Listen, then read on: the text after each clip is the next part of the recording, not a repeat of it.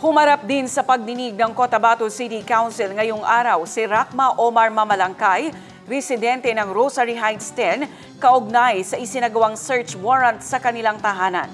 Isinalaysay nito sa konseho ang nangyaring pagsasagawa ng search warrant sa mismo nilang tahanan. Ang detalye sa report. Sa report ng otoridad na may petsa na February 19, alas 4 ng hapon, nang ikinasa ang search warrant sa pamamahay ng isang negosyante sa Purok Balabaran, Malagapas, Rosary Heights 10, Cotabato City. Ayon sa report ng otoridad, ito ay inisyu ng presiding judge ng Branch 21, 10th Judicial Region, Kapatagan, Lanao del Norte na may petsa na February 10, 2025.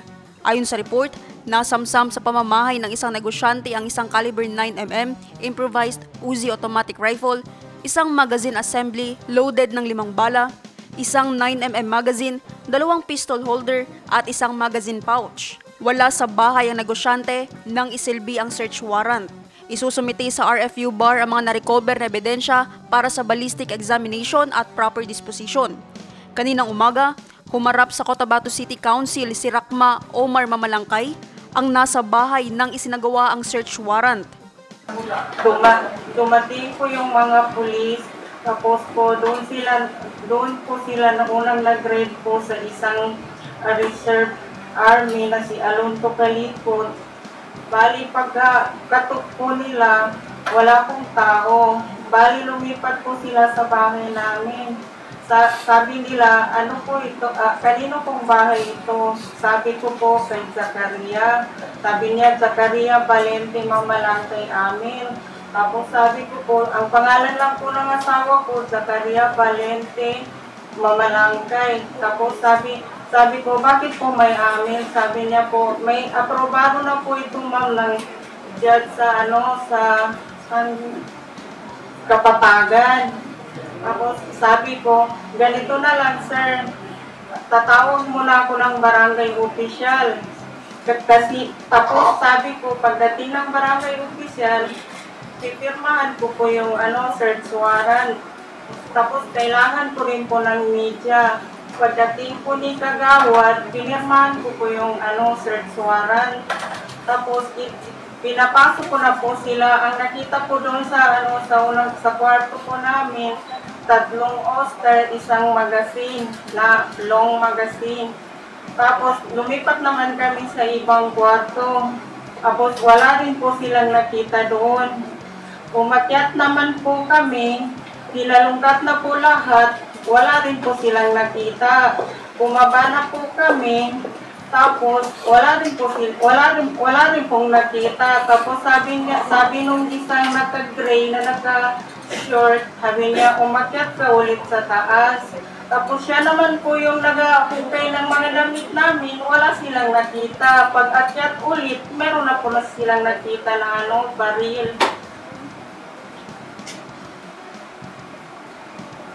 Tapos sir, tatapos na po yung paghalungkat nila sa bahay ko. Sabi ko, sir, sana yung sabi mo na ibigay mo sa akin yung search warrant.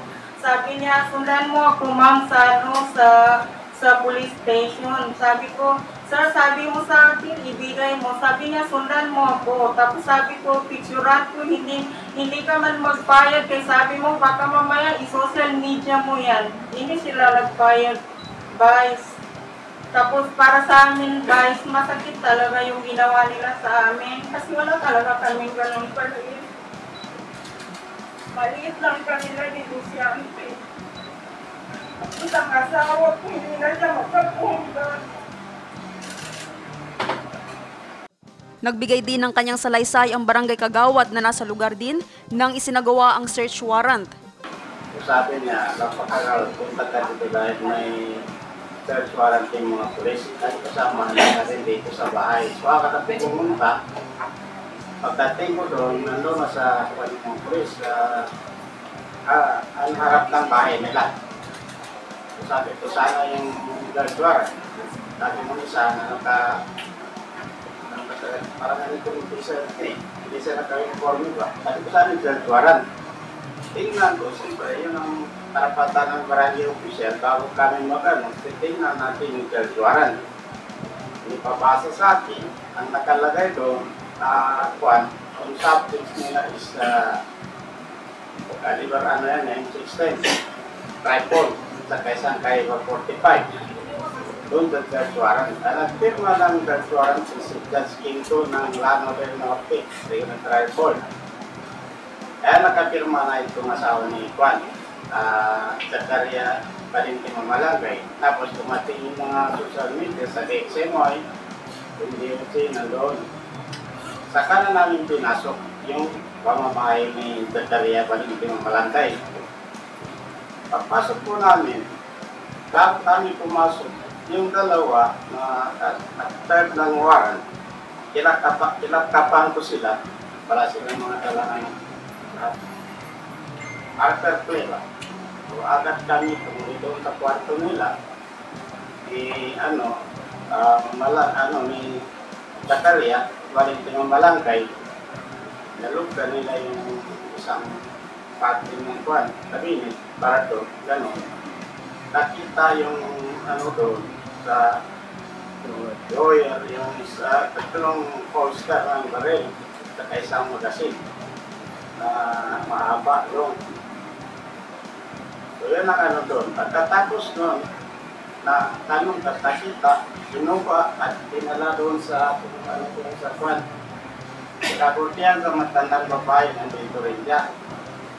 Tapos lipat naman kami doon sa first floor. At lipat namin sa first floor, kanon na. Umakyat na kami doon sa first floor. Pagdating namin sa first floor, lahat ng doon, pinalungkat. Pati ng mga doon kung saan ang pwede sa bahay. Pati yung basket na yun na nalagyan ng baril, wala. Kasi mahal mo na doon. Ano pa nung nag-operate na kwan, wala nakikita doon na kwan. So, wala na. Lahat. Meron pang third kwan ito, wala na. Bumaba kami, pero naman doon sa baba na tinitin na namin ng paneria. Kasi ay nakalagay doon ng mga ng multi cap, ang mga spare parts. Nakapinta man ito silang spare parts. Doon kami, kasama yung mga pandol, yung nagtuters, hindi namin alam pala, yun na yung umakit yung isa, yun na doon kami sa ilalim ng Ay di ko rin nakita kasi ang tana po gano'n mo. Hindi ko kami nagatingin sa kuwan. At nakakita yung matanang babae. Kaya naman, pababa namin, kinalungkat pa rin namin doon. Maya, may balik ka na sa taas. Baka meron ba nakalimutan doon. So, balik naman kami agad. Pagbalik doon, nandoon na yung buwan. Para na yung usig. Nakita doon kung saan yung pinalungkat din nila. Yun na nangyari doon live. Ipinakita rin sa SP ang video ng search. Pinapunit sa pistola at long firearm. So, dahil nga sa itinatawag kautusan mula sa korte, ay inimplementan na natin yung mga otoridad. At ngayon, sasalukuyin ng nagsasagawa ng ngayon. Pagka lugar dito sa bahay, kaya nasabing suspect. Kanina, sa unang pagkalugad ng ating mga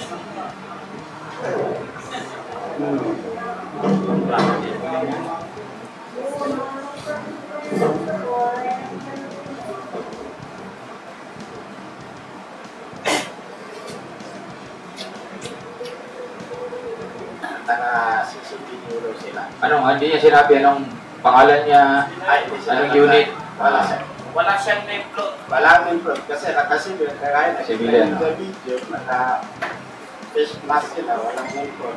Civilian na si civilian. Walang naka-name po. Na ng third party. Hindi natin alam kung kung allowed ba yung mag-serve ka ng search warrant na naka-mask ka kung hindi ka nagpapakilala. Hindi natin alam abogado yata ang makapagsagot niyan. Pero anyway, kita naman sa video, talagang mahaba kasi yung video na yan. Tinat lang siguro ninyo dahil masyadong matagal. Kasi nung tinignan ko dun sa isang media outlet, nasa 20 plus minutes, masyadong matagal kasi siguro kinat nila. Pero anyway, klaro dito sa video, no? Kung napanood natin ang lahat yan. Yung sinasabi nila na wala, tapos biglang nagkaroon. But inibitahan nga natin yung ating kapulisan, pati yung chief ng CIU, pati hindi sila makaka-attend. But I think merong manifestation yata si Honorable Usman. But sukran na, kagawad. Thank you, maraming salamat sa inyo. And just for the record, Madam Secretary, ginagawa natin ito dahil gusto natin maprotektahan yung kapakanan, yung welfare ng ating constituents sa Cotabato City. Kung talagang merong hindi nasunod na proper procedure, no? O nag-guidelines para gawin yung pag-serve ng warrant,